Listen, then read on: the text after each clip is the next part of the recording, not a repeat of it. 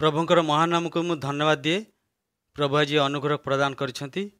PP music channel माध्यम रे प्रभुंकर वाक्य परिवेषण करने प्रभु आज अनुग्रह और अनुमति देते हेतु मु सर्वप्रथम सेनाधिपति सदाप्रभुंकर महानाम को उच्चीकृत करे तांकर गौरव और धन्यवाद करने संगे संगे पीपी म्यूजिक चैनल निकट मत धन्यवाद दी जे प्रभु ये चैनल माध्यम रे गौरवान्वित होंतु, अनेक सत्यता को जानतु एवं आशीर्वाद अधिकारी होंतु। आसतु वाक्य को जीवा समय आमे प्रभु निकट को जीवा प्रार्थना करिबा। प्रभु तुमर महानाम को धन्यवाद दौछु कारण तुम्हें पराक्रांत महान आश्चर्य क्रियाकारी परमेश्वर। स्वर्ग तुमर सिंहासन, पृथ्वी तुमर पादपीठ, किंतु यही पृथ्वी रे थिबा एई नगण्य मनुष्य प्रति तुम्हें सदा सर्वदा जत्नवान होइछ।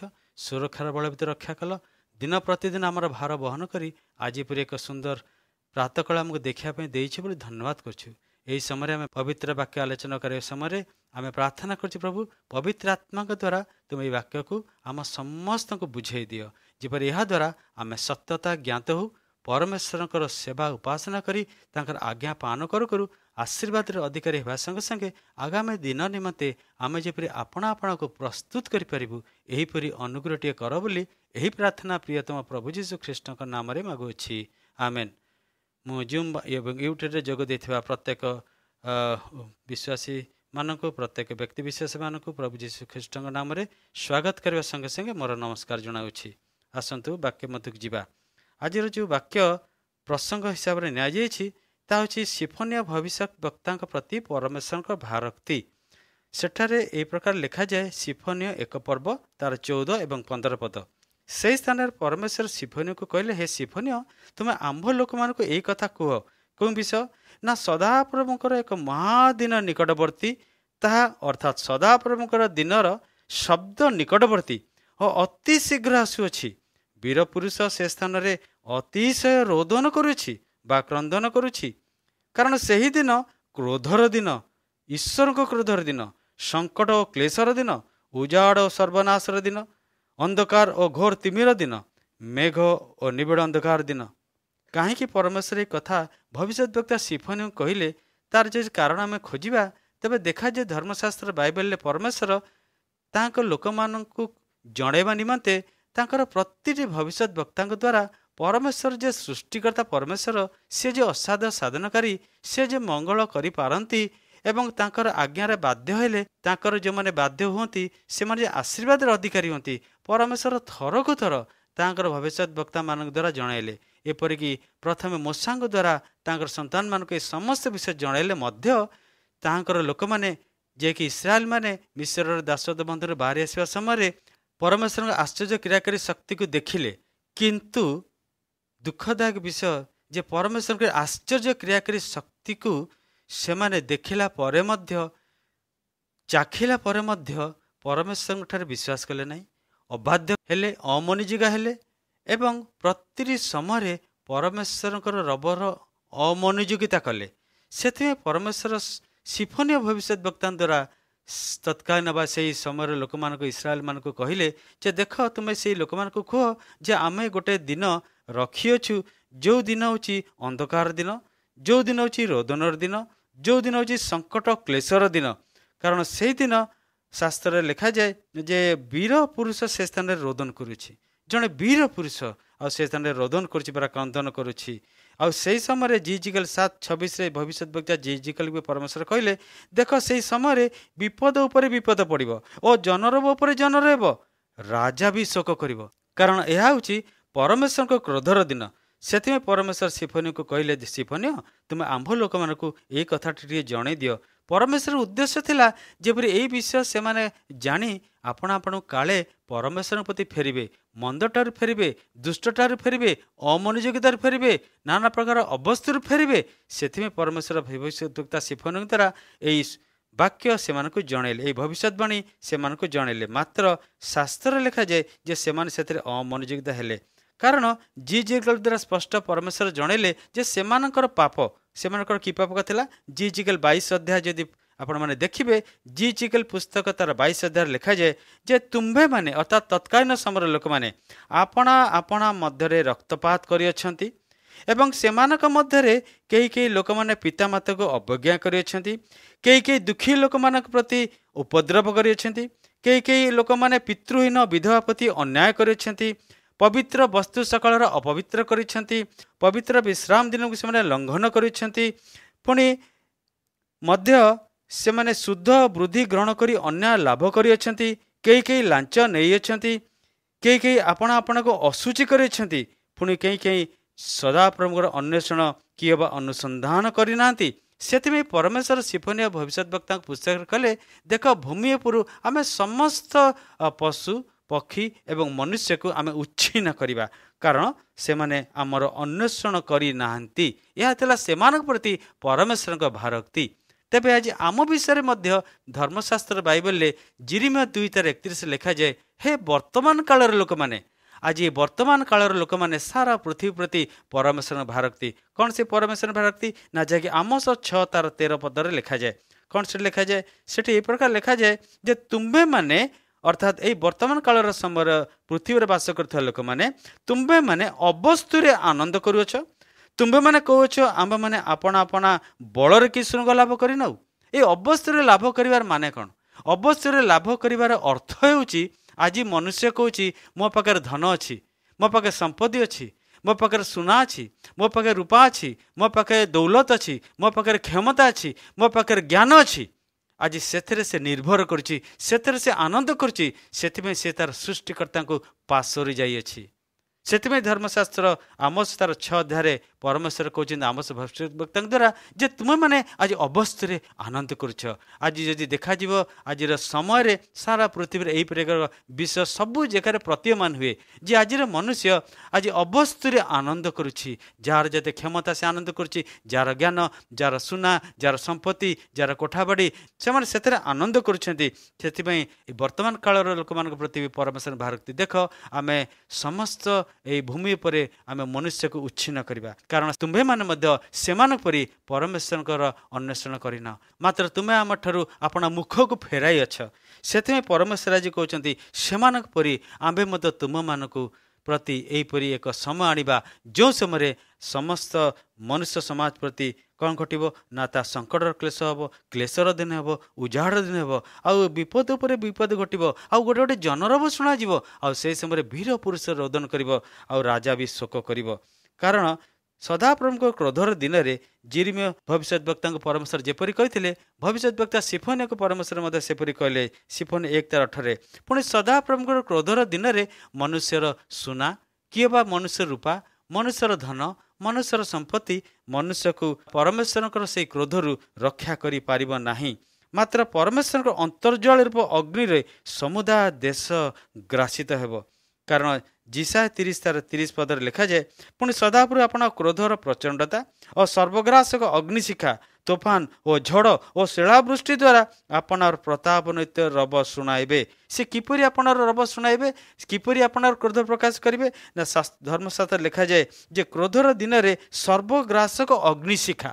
ପରମେଶ୍ୱର ଯେଉଁ ସବୁ ଅସ୍ତ୍ର ସେ ବ୍ୟବହାର କରନ୍ତି, ତନ୍ମଧ୍ୟରୁ ଅଗ୍ନିଶିଖା ଏକ ଅସ୍ତ୍ର, ଶିଳା ଏକ ଅସ୍ତ୍ର, ବାୟୁ ଏକ ଅସ୍ତ୍ର, ପୁଣି ବାଷ୍ପ ଏକ ଅସ୍ତ୍ର। ମାତ୍ର ଏ ସ୍ଥାନରେ ଲେଖାଯାଏ ଯେ ଆମ୍ଭେ ସେହି ସମୟରେ ଅଗ୍ନିଶିଖା, ତୋଫାନ, ଝଡ଼ ଓ ଶିଳାବୃଷ୍ଟି ଦ୍ୱାରା ଆମ୍ଭର ପ୍ରତାପନୀତ ରବ ଶୁଣାଇବା। ହଁ ମୋର ପ୍ରିୟମାନେ, ପରମେଶ୍ୱର ଯେତେବେଳେ ଆପଣଙ୍କର ସେଇ ବୃଷ୍ଟି ପଠାନ୍ତି, ସେଇ ଝଡ଼ ପଠାନ୍ତି, ସେତେବେଳେ ପୃଥିବୀରେ ସୁନାମି ହୁଏ, ମହାବାତ୍ୟା ହୁଏ, କାରଣ ଏହା ହେଉଛି ପରମେଶ୍ୱରଙ୍କ କ୍ରୋଧର ଏକ ପରିଚୟ। ସେଥିପାଇଁ ସିଫୋନିଆ ଭବିଷ୍ୟତ ବକ୍ତାଙ୍କ ପୁସ୍ତକରେ ସିଫୋନିଆ 2:3 ପରମେଶ୍ୱର ପୁନର୍ବାର ଏହି କଥା ଜଣାଉଛନ୍ତି ସିଫୋନିଆ ଭବିଷ୍ୟତ ବକ୍ତାଙ୍କୁ, ହେ ସିଫୋନିଆ, ତୁମେ ଆମର ଲୋକମାନଙ୍କୁ କୁହ ଆମେ ଅବଶ୍ୟ ଏହିପରି ଏକ କ୍ରୋଧର ଦିନ ନିରୂପିତ କରିଅଛୁ, ଆଉ ଆମର କ୍ରୋଧ ପ୍ରକାଶିତ ହେବ, ଆଉ ଆମେ ଅଗ୍ନିରେ ଆଉ ନାନା ପ୍ରକାର କ୍ଲେଶଜନକ ବିଷୟରେ ଆମେ ମନୁଷ୍ୟ ଜାତିକୁ ଆଉ ଉଚ୍ଛିନ୍ନ କରିବା, ସଂହାର କରିବା, କାରଣ ସେମାନେ ଆମର ଅନ୍ୱେଷଣ କରିନାହାନ୍ତି। ତଥାପି ତୁମେ ଆମ ଲୋକମାନଙ୍କୁ ଏହି କଥାଟି କୁହ।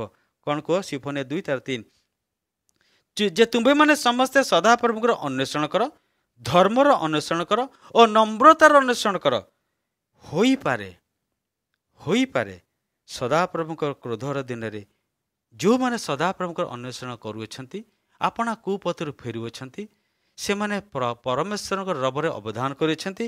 ସେହି ସମୟରେ ବା କ୍ରୋଧର ସମୟରେ, ବିନାଶର ସମୟରେ परमेश्वर कहते तुम्हें माने परमेश्वर एक गुप्त स्थान रखाଯିव जो गुप्त स्थान परमेश्वर ता निरूपण कर मनुष्य नुहे यह परमेश्वर द्वारा निरूपित गुप्त स्थान परमेश्वर कहते हो पारे जदि तुम्हें ये परमेश्वर ये क्रोधर विषय शुणी आपण को सजाड़ी नब सुधुराई नब परमेश्वर प्रति फेर तुम्हें परमेश्वर अन्वेषण कर नम्रतार अन्वेषण कर तेज निश्चय परमेश्वर एक गुप्त स्थान रखी सेठार तुमको गुप्त स्थान रखाଯିव से रोमी मंडली को पाउल कहते रोमी 6 अध्याय तार 12 और 13 पदे अतः पाप तुम मान मर्त शरीर पर राजत्व न करू कारण अनेक समय पाप आम शरीर पर राजत्व करे किपरि ताहा कले तुम मैंने से कु अभिलाष गुड़िकर बशवर्ती हम आज मनुष्य अनेक कु अभिलाष थाए जहाँकि ईश्वर विरुद्धाचरण करे कु अभिलाष हूँ जागतिक अभिलाष जहाँ मनुष्य को असुचि करे मनुष्य को दुष्टता प्रवण कर दिए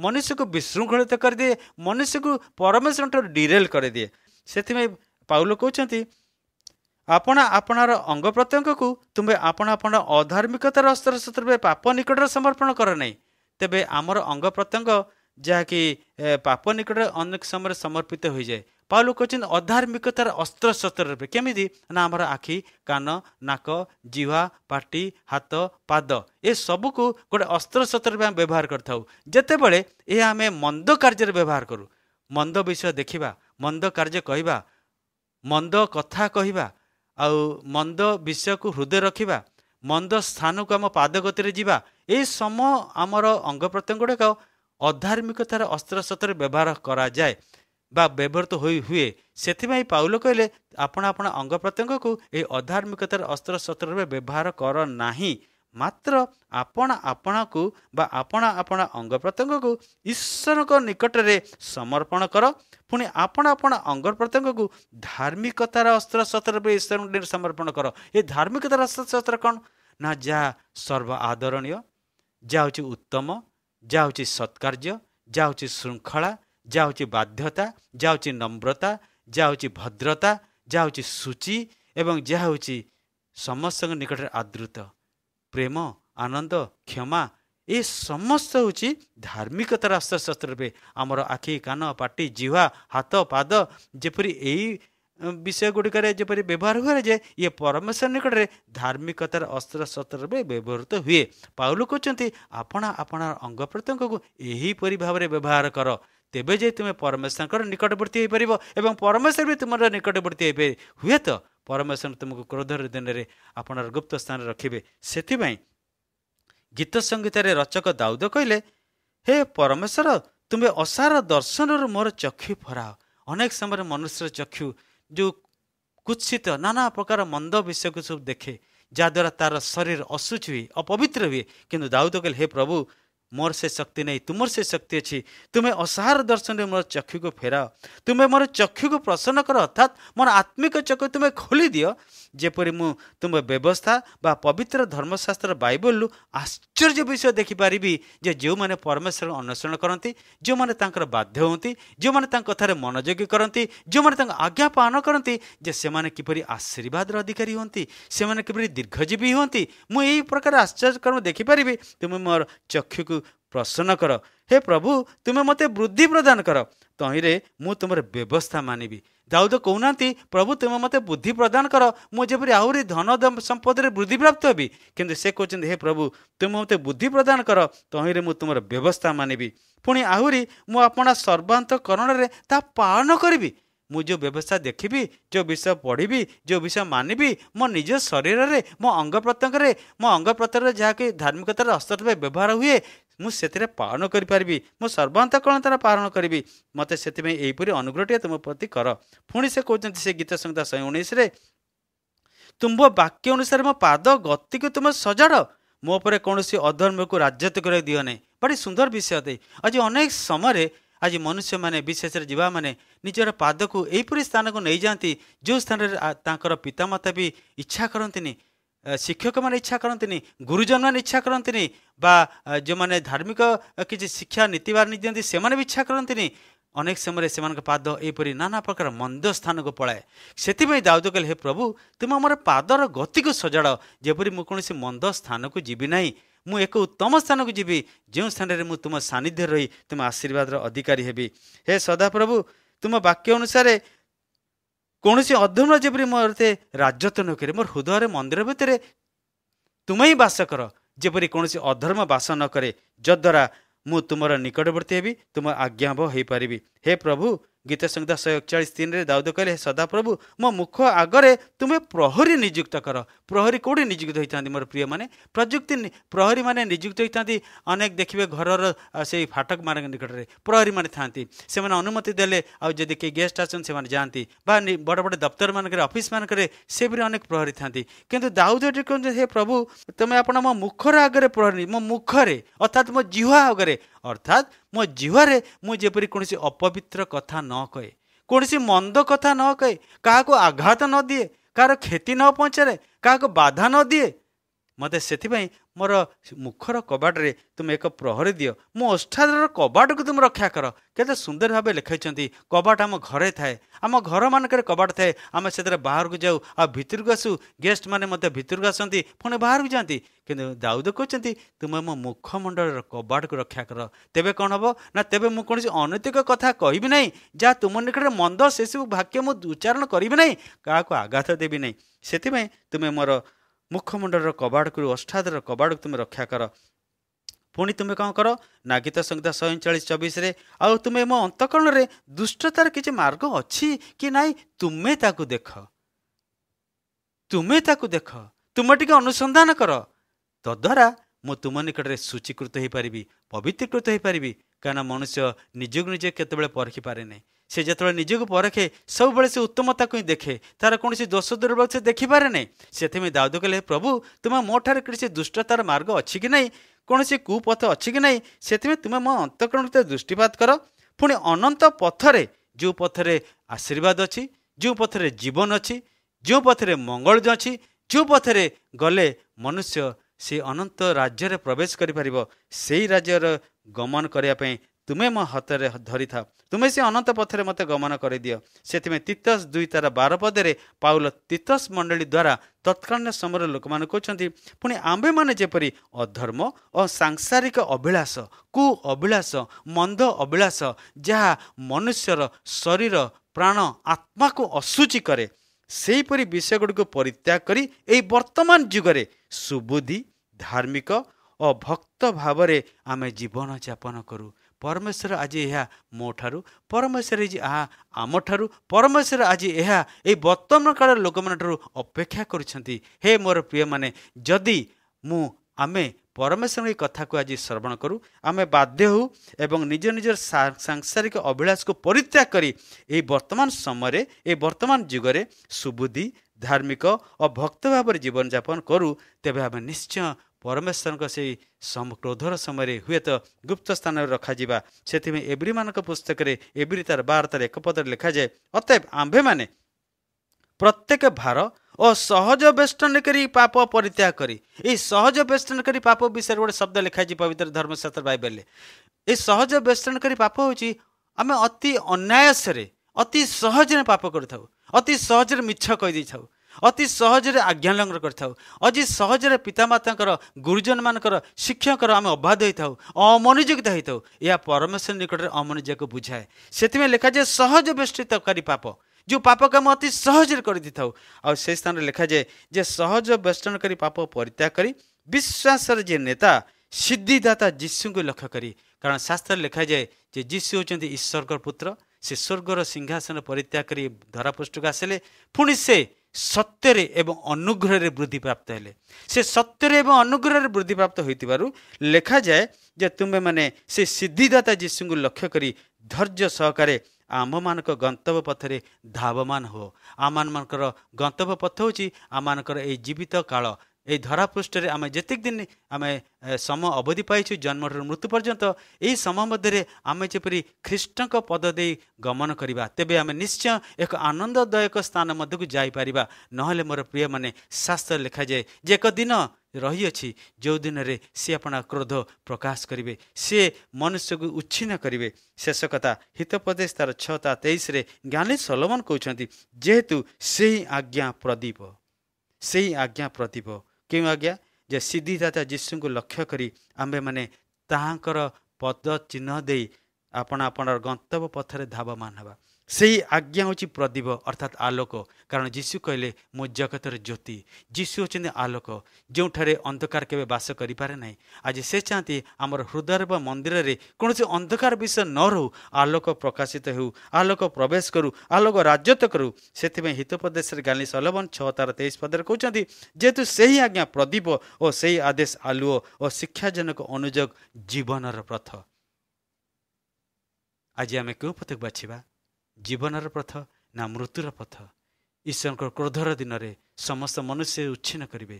କାରଣ ସେମାନେ ବା ଆମ୍ଭେମାନେ ବା ଆଜି ବର୍ତ୍ତମାନ କାଳର ସମୟ ଲୋକମାନେ ଯେଉଁଠାରେ ମୁଁ ମଧ୍ୟ ଅଛି, ଯଦି ଆମେ ଈଶ୍ୱରଙ୍କ ବିରୁଦ୍ଧାଚରଣ କରୁ ତେବେ ସେ ଆମକୁ ଉଚ୍ଛିନ୍ନ କରିବେ। ଯେଉଁ ସମୟରେ କି ସେହି ପଥକୁ ଆମେ ଯିବା ଯେଉଁ ସ୍ଥାନରେ ଦନ୍ତ ଏବଂ ରୋଦନର କିଡ଼ିମିଡ଼ି ସ୍ଥାନ। କିନ୍ତୁ ଯଦି ଆମେ ତାଙ୍କ ଆଜ୍ଞାବହ ହେବା, ଯଦି ତାଙ୍କ ପଥ ଦେଇ ଗମନ କରିବା, ଯଦି ସେ ଆଲୁଅର ସନ୍ତାନ ହେବା, ତେବେ ଶାସ୍ତ୍ରରେ ଲେଖାଯାଏ ତାହା ହେଉଛି ଶିକ୍ଷାଜନକ ଅନୁଯୋଗ ଏବଂ ଜୀବନର ପଥ। ଆସନ୍ତୁ ଆଜି ଆମେ ସେ ଜୀବନର ପଥ ପାଇଁ ପ୍ରାଣପଣ କରିବା, ପ୍ରଚେଷ୍ଟା କରିବା। ସେହି ଭୟଙ୍କର ସମୟ ମଧ୍ୟରେ, ସେହି କ୍ରୋଧର ଦିନରେ, ଈଶ୍ୱରଙ୍କର କ୍ରୋଧର ମଧ୍ୟରେ ସେ ଆମକୁ ଗୁପ୍ତ ସ୍ଥାନରେ ରଖିବେ। କେବଳ ତାହା ନୁହେଁ, ମାତ୍ର ସେ ଜୀବନର ପଥରେ ଅନନ୍ତକାଳ ସ୍ଥାୟୀ ସ୍ଥାନ ମଧ୍ୟରେ ଆମକୁ କଢ଼ାଇ ନେବେ, ଯେଉଁ ସ୍ଥାନରେ ଚିର ସେହି ଆଶୀର୍ବାଦ ଆମମାନଙ୍କର ମସ୍ତକର ଭୂଷଣ ହେବ। ପ୍ରଭୁ ଏ ବାକ୍ୟ ପରେ ଆମ ସମସ୍ତଙ୍କୁ ଆଶୀର୍ବାଦ କରନ୍ତୁ। ଆମେନ୍। हे ओडिशावासी प्रार्थनारे हुआ ब्रती, हे ओडिशावासी प्रार्थनारे हुआ ब्रती, जाग्रत होई प्रार्थनारे काल काट आग्रही होई। हे ओडिशावासी प्रार्थनारे हुआ ब्रती, हे ओडिशावासी प्रार्थनारे हुआ ब्रती।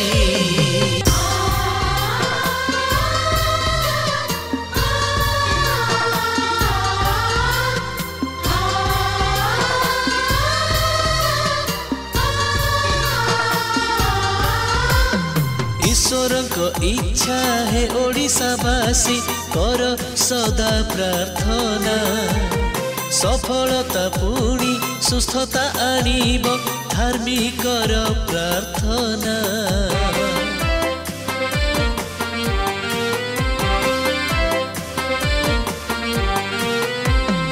ईश्वरଙ୍କ इच्छा हे ओडिशावासी कर सदा प्रार्थना, सफलता पुणी सुस्थता आनिब धार्मिकर प्रार्थना।